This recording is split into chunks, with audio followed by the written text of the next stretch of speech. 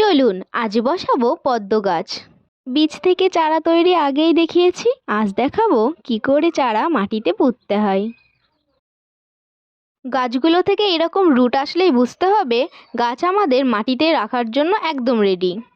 একটা বড় গামলার মধ্যে নিয়ে নিয়েছি ভার্মি কম্পোস্ট আর গার্ডেন সয়েল মিক্স করে, এর ওপর দিয়ে দিয়েছি কাদা।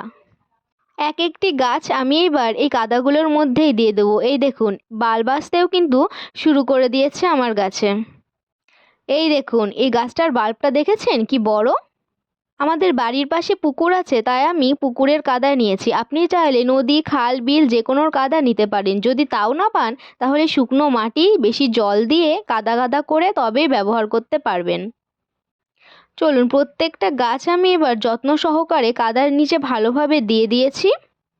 কাদাগুলো যাতে কেটে না যায় তার জন্য একটা পাতা দিয়ে তার উপর আমার হাত দিয়ে এভাবে আস্তে আস্তে করে জল দিয়ে দিয়েছি।